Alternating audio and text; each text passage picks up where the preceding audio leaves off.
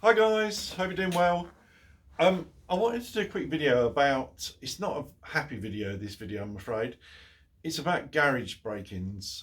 Now, I saw a video the other day from Wiltshire man, Sandy, and he said that his garage had been broken into over the Christmas period. And although they hadn't nicked his bikes, they'd knocked one of them over. I think his Himalayan was knocked over, and it's the fact that it just makes you feel unsettled, as he said. It's a horrible, horrible feeling. I know that feeling, and it's awful. um so my thoughts go out to you, Sandy. I really hope you're feeling a bit better now, and he's secured his garage, to the point that no one's going to get into that garage now, mate, so try not to worry. I then had a call this evening from one of my best buddies, Sean. Not Sean the Mindful Motorcyclist, another Sean. And he's a carpenter, and he told me a very sad story. And his story was that he rents a garage around the corner from his house. He's got a garage at his house, but he rents a garage around the corner to put all his or extra equipment that he's got. He's got loads of power saws and all those bits and pieces, and he doesn't have enough room in his garage at home because he parks his work van in the garage. And that the reason he does that is because that work van has been broken into more times than I can count. It's at least 10. I'm not always, they haven't always got in, but attempted to. I mean, it's just dreadful. He's obviously based in the London area, and it's rife around there. So he rented this separate lockup, and he kept tools in there. He also keeps in that garage his brother's Triumph Scrambler. His brother lives in Spain for 6 months of the year during the winter, and leaves his bike in Sean's garage. So he got there this afternoon to pick up a tool that he needed for a job that he's doing this week, and he noticed when he drove up that his garage door was ajar, and the ground anchor, which is the same as mine, this type of thing, was lying 40 foot down the path, and the bolts that had been secured in the concrete for this had been wrenched up. He doesn't know how they've done it. He thinks maybe they got a mallet to it or something. Anyway, however they did it, they've done it. And he opened the garage door, and he was panicking because his first thought was, "Oh my God, they've nicked my brother's bike." But they hadn't. His bike, his brother's bike, Mark, that was secured with a ground anchor in the garage, and they hadn't touched it. But what they had taken was literally everything else in that garage, which included 3 power tools, I think there were saws and something else, a workbench, a set of chisels that were given to him by his late father for his 21st. They were gone.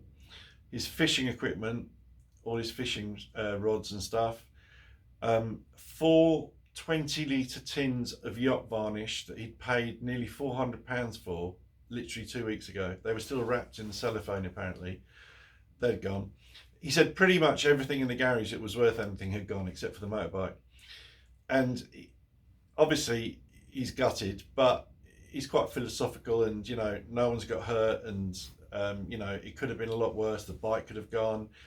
But what's so sweet about him, and I'm lucky to have such good friends, the reason he called me was that he was concerned about my garage door. And the last time he was here, he was saying, "You need to get that garage door sorted out because the lock on it is dreadful, and you could just get in here so easily." And I hadn't done anything about it. I should have.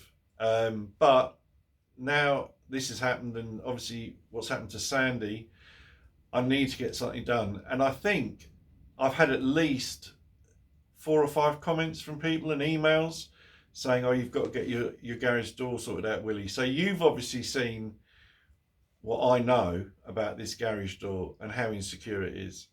I mean, I have got an alarm in here, which is quite a good alarm. It's a sensor alarm. And I've also got a motion sensor camera, which is really good. It alerts my phone, but you can still get into this garage really, really easily. You can't at the moment, because since I found out about this, I've parked my car as close to the garage as I can, so you can't open the door.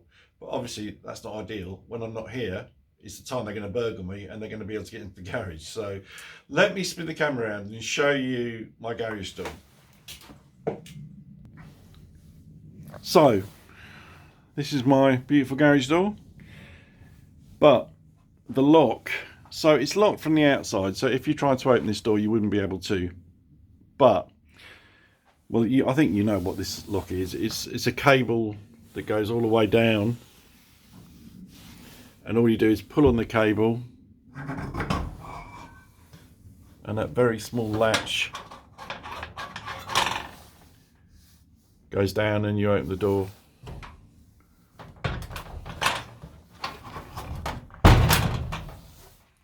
So that is very, very poor security. I'm pretty certain that my neighbour, who's got exactly the same garage door as me, mentioned something along the lines that all you need to do is turn the handle really hard and it either snaps the cable or does something and the door opens. And I have no doubt that that's true, because I mean, that, how easy is that? I mean, it's just a very small little bolt, and it's, yeah. So guys, my question to you is, have you got any solutions? I did watch the Mr. Flyer. Let's look at my beautiful bike, cheer myself up a bit. I watched the Mr. Flyer video years ago, I think it was, and he had a bar that went across his garage door. I think it was about £600. It's probably more than that now, but that looked like quite a good, it went across the whole width of the garage door. And obviously you can't wheel, I mean, you can still get in, obviously you can just go underneath the bar, but you can't get the bikes out. Really what I want to be able to make sure they can't get in, because we're going to have a gate put on. Let me just show you. You can get out through this garage door as well. So once you've got through the main garage door, then you're outside. I've got a gate there, if you can see it. Now what we're going to do is we're going to put another metal gate here, which is lockable. So therefore it makes it secure. And what I really want is to be able to secure this part. I feel this is the weakest part. If you get through there and then you get through there, it's quite easy to kick that door down, I'm sure. Then you're in, and you're in our garden, which is always a worry, especially if I'm not here and my wife is here on her own. Any ideas, guys? Any ideas what I can do? I don't want to spend an absolute fortune, but I realise that security isn't something you can sort of scrimp and save on, because that defies the whole object. If it's crap, it's no point in buying it. But I need to do something. As you do, guys, if you haven't got security, just please be careful and make sure that you're as secure as you possibly can. The other little thing I'm going to mention is that for the first time, and it's so weird, that I spoke to someone about this, I can't remember who it was, one of you guys, about condensation on my bike. And I was saying that since I've moved here, which is 6 months, and I realised obviously in the summer you don't get it, but in the cold period, the last sort of month, I've not had any condensation. Today, I've just had to wipe it. It's absolutely dripping, which is very strange. I don't understand why now. There must be something that happened in the weather. It was very cold yesterday, actually. I'm just trying to work it out. It was very, very cold yesterday. And it's quite, I mean, I think they said it was 12 today, so it's quite warm. Maybe that's the reason. Anyway, guys, I'm rabbiting on. I hope you have a good rest of the week, or a good week, and I will catch you on the next one. Ride safe, guys.